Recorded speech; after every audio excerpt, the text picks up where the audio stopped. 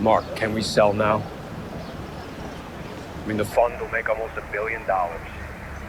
You'll clear 200 mil, Mark.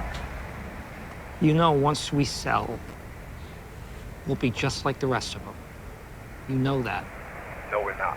We're not the bad guys here. We didn't defraud the American people and prey on their dreams of owning a home. Right? They did. Now we get to kick them in the teeth.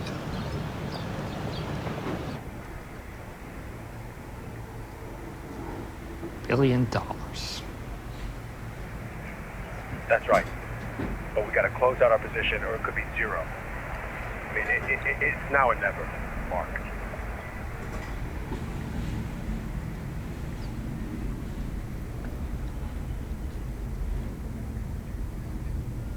Okay.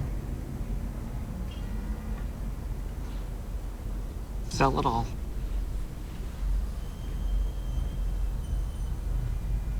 Coming up in today's review, stocks trade mixed waiting for economic data, Bitcoin rips higher again, a different look at valuations, where can we hide out if tech stocks crash, and the stock queen is at it again and what it means for cybersecurity stocks.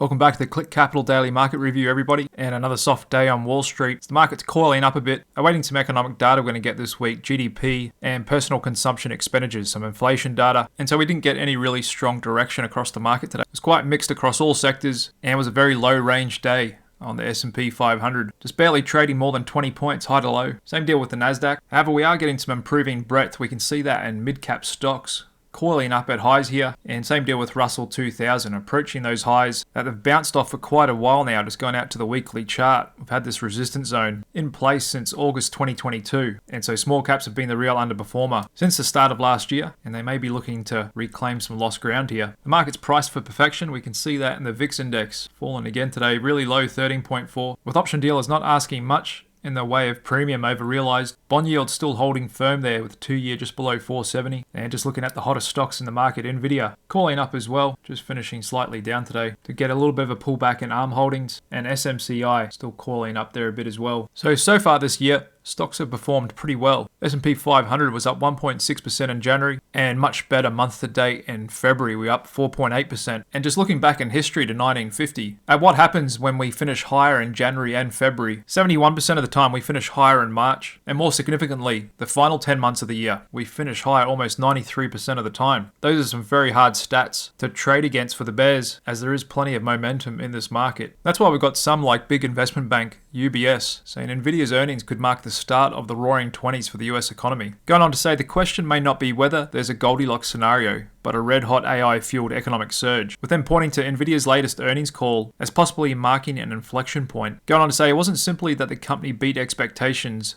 it was the possibility of an even faster than expected AI-related spending and adoption ramp-up, highlighting Jensen Huang's acknowledgement that demand for AI is surging worldwide. And these strong run-ups in tech stocks, semiconductors, AI, getting animal spirits flowing, and that's spilling over into crypto, starting to feel like 2021 again. Got Bitcoin ripping up again here today. No doubt pleasing all the people that have recently piled into the new Bitcoin ETFs. And so like we'd been predicting here on Click Capital, the next logical step would be for the big Wall Street houses like BlackRock and Fidelity applying to do the same thing with Ether ETFs as they look to make hay while the sun's out. And they've already done exceptionally well in just a bit over a month of the new Bitcoin ETFs, with new entrants into the space, taking in over 10 billion new assets under management, BlackRock, Fidelity, and ARK, while the previous leader, Grayscale, actually saw net outflows of 7.4 billion. And there's a look at Bitcoin today, some solid price action again on heavy volume, briefly getting above 57,600 a coin. Really strong price action on Ethereum as well, looking to walk the line here in a parabolic move up. And again with the BlackRock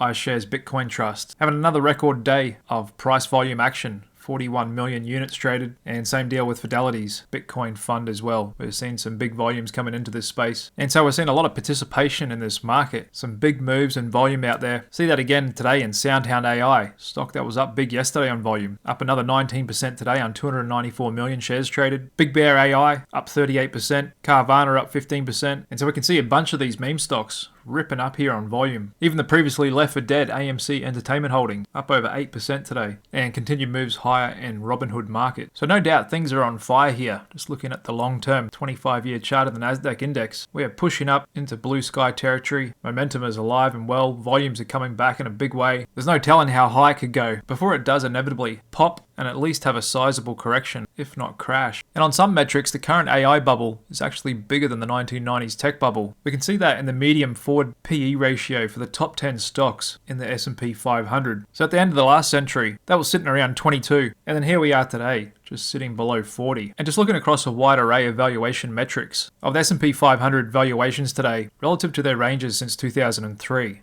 So over the last 20 years, we can see price to earnings about 1.7 standard deviations above the average range. So the higher we up here, the more expensive stocks are, and down here, the more cheaper we are. Looking at price to book, 2.1 standard deviations above the mean. Price to sales, 1.9. Price to cash flow 1.9 and dividend yields 1.8. So no matter what metric you look at, stocks are definitely not cheap here. Doesn't mean they can't keep going higher. It's just probable in the years ahead, the S&P 500 and the Nasdaq, we may not see the huge outperformance that we've seen over the last decade. And so like I said yesterday, the best way to deal with that is not by shorting, as that's near impossible to do. You can buy a little insurance in the form of put options. However, you have to really nail the timing for those to pay off. One of the best ways to escape that reality is through proper diversification, and not just in asset classes in your home country, but rather abroad. Looking at the best stock investor to have ever lived, Warren Buffett, and what he's done with his money. He has pretty much close to zero exposure to interest rate risk, meaning he thinks the bond market is still significantly overvalued. He keeps most of his cash in short-term T-bills, and the vast majority of his liquid holdings is in stocks. That's $360 billion worth of stocks the Berkshire portfolio has. About $167 billion in short-term cash, treasury bills, and just a tiny amount, $24 billion in bonds, with half of that bond portfolio in international securities as well. And so Buffett's no stranger to investing abroad. He's done it many times before. For Berkshire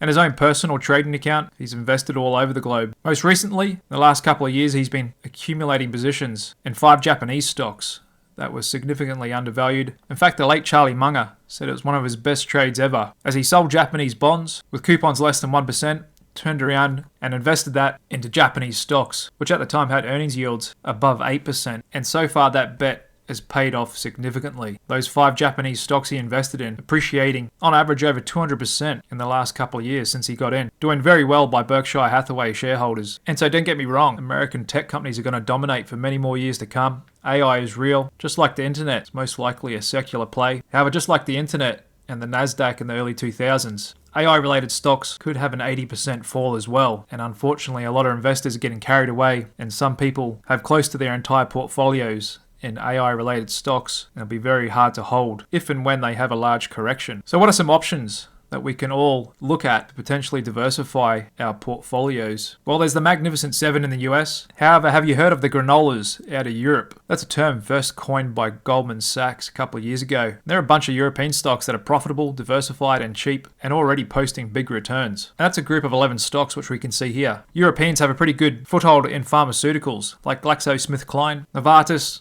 Novo Nordisk, with those GLP-1 weight loss drugs. They've got the biggest luxury brand company in the world, Louis Vuitton, Moet Hennessy, Sanofi. And so they're much more diversified than just tech stocks. They have a broader cross-section of the economy: healthcare, consumer defensive, consumer cyclical, food, cosmetics. And so a lot of people would be surprised that they've almost kept up with the Magnificent Seven. Looking over the last 3 years, they actually held up a lot better in 2022 when the Mag 7 came off pretty hard. And why we got a great 2023 is because they bounced back and recovered all that lost ground. And just like the Mag 7, the 11 Granolas are significantly outperforming their benchmark as well. And looking at profitability metrics, they have a similar return on equity to the Mag 7, and they're actually trading a bit cheaper on a PE basis. And looking at Morningstar's ratings for them, most of them have wide economic moats, which not many companies around the world do. And so another thing I wanted to show you guys today was global PE ratios. So if you have an account with Interactive Brokers, you can actually invest in over 100 exchanges directly around the world. However, you don't necessarily have to invest directly in international countries. The US market has a lot of ETFs that give you exposure to other countries, not to mention a lot of American depository receipts, ADRs, foreign companies listed on the US exchanges. And so just looking at countries ranked by PE, which ones are cheap and expensive. You don't just want to go to the bottom of the list like Colombia and Pakistan and Turkey, because a lot of these countries deserve to be cheap versus more developed Western countries, because they don't have as stable economic, political and social systems that we do. And so investing in them is much more risky, just as the same reason why America will always deserve a premium over the rest of these countries. However, looking at some like Austria, which is the most cheapest developed country with a PE 6.97, and just looking at the ETF traded on US exchanges, which is very liquid, it offers a dividend yield of 5.86%. A bit more risky when it comes to economic, political and social stability is Brazil. However, it's a good way to get exposure to commodities. Instead of investing in commodities directly, invest in commodity companies, which Brazil is full of. So there's the ETF EWZ, very liquid ETF. That's got an almost 6% dividend yield. Next on the list is Norway. They're pretty cheap at 8.65 PE. They've actually got the largest sovereign wealth fund in the world. They've done a fantastic job investing their revenues from selling fossil fuels into global equities, and they actually own almost 2% of global equities, one of the richest countries in the world per capita, and there's an ETF for that too, NORW, and again 5.5% dividend yield. And the last two I want to mention is South Korea, a country which Warren Buffett is invested in before himself. They're not as cheap when it comes to dividend yield and PE, however they do have really good growth prospects, a really well run, efficient economy. And finally, I'd like to mention Singapore, which is also trading on cheap valuation, and there's a liquid ETF that trades on US exchanges for that, EWS. It has a huge 6.7% dividend yield, is a very well run, clean economy, really efficient, really low corruption and stable political and social systems. And so these are some of the ETF options we all have to gain international exposure, and you can take that a step further by looking at some ADRs listed on US exchanges themselves. The free site Vinviz, under their group section and country selected group, you can actually see all the countries with stocks listed on US exchanges, their total market cap, their PE, forward PE, and other growth metrics as a group. And then when you click on the country, you can see the actual stocks listed on US exchanges from that country. And there's a look at Brazilian stocks, which you can also rank by market cap. But just keep in mind, investing directly in stocks is always more risky than ETFs. Another sector of the market that could perform well in the coming years ahead, if we see a pullback in tech stocks, maybe that of hard assets like farmland. Last 10 years, the stock market's been obsessed with asset-light companies like in the cloud that don't have much and big fixed assets that can earn really high returns on equity. However, just like in previous crashes, when those asset-light companies come down, we can often see asset-heavy companies go up, like we saw in the early 2000s. And with the amount of agricultural land available for farming constantly on the decline, while global population's always exploding, that gives a strong tailwind for farmland. And we can see in this chart here, it's been a pretty steady performer. Even over the last 20 years, the price of US cropland and the average value per acre. And within that sector, there's things like regenerative agriculture, with some farmers looking to rejuvenate the land and soil by doing sustainable practices instead of big industrial crops. And so a way to get exposure to that sector is one of my top ETF picks this year, the agribusiness ETF under ticker MOO. It's got a reasonable valuation with a dividend yield of 3% as well. Another sector we're seeing some big money coming into, and most recently from billionaire hedge fund manager Paul Elliott, is that of mining, which overall is a fraction of what it used to be, especially when you see crazy stats like this. Apple's and Microsoft weight in the S&P 500 index, about 14%, which is more than the energy, real estate, utilities and materials sectors combined, and smaller again as the metals and mining industry at 0.2% of the S&P 500 index. And that's why we're starting to see bargain hunting billionaire investment firms chasing undervalued mining stocks. For those that can take a long-term view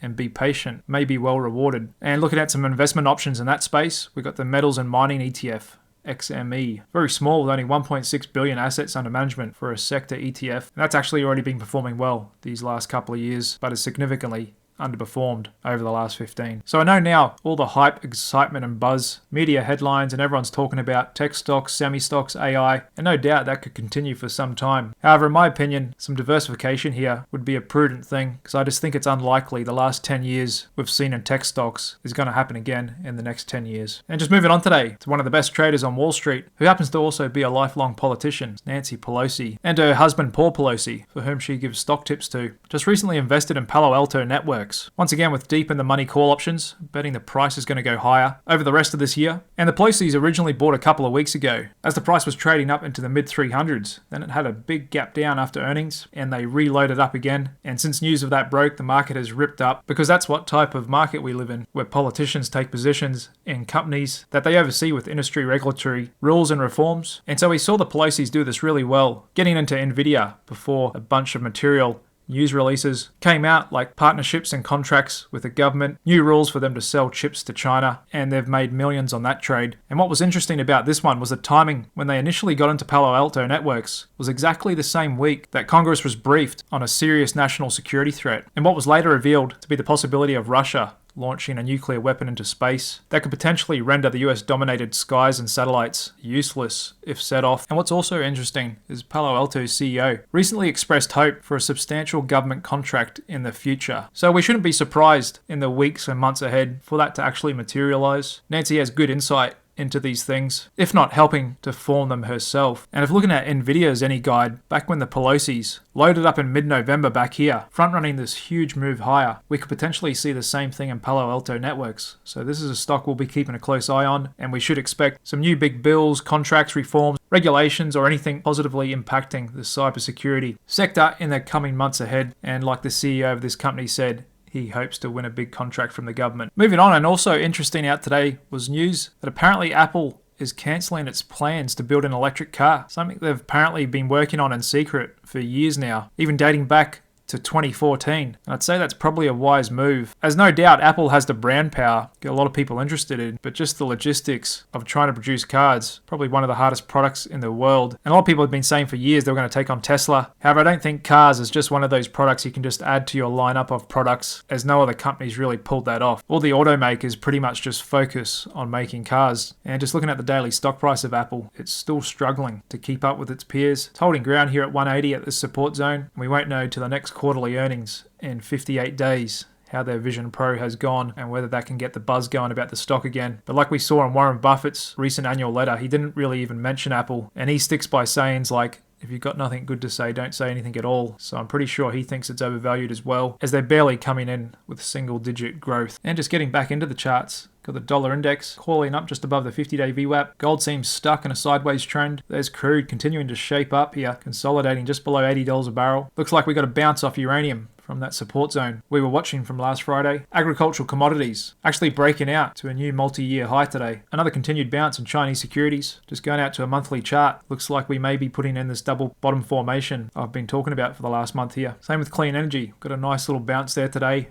Maybe looking to find support here at these decade lows. And just looking at the monthly charts on international stock indices, there's Canada's TSX, the UK FTSE, German DAX breaking out, pretty strong price action in the Euro Stoxx 50, China are a lot different, Nikkei breaking out, and the Aussie consolidating close to highs. So like I said, with diversifying around the world into international stock markets, it's actually looking pretty good right now, with a lot of them having some strong price action, trading up close to highs, if not breaking out to highs. As I look at the daily and the semiconductor ETF, still in a strong rip. Actually got retail breaking out to highs here today. Same deal with home builders. Industrials sitting at all-time highs, and energy trading up, but still well off highs. Big move up in biotech today, 5.7%, and microcaps as well, approaching yearly highs. Good bounce today in New York Community Bancorp, still got plenty of work to do there, and JP Morgan just consolidating at the top. All right, guys, there we have it for today. Market's calling up, going into some economic data tomorrow. We'll get to see GDP growth rate expected to come in 3.3% quarter over quarter. That's the revised Q4. Got a few Fed speakers.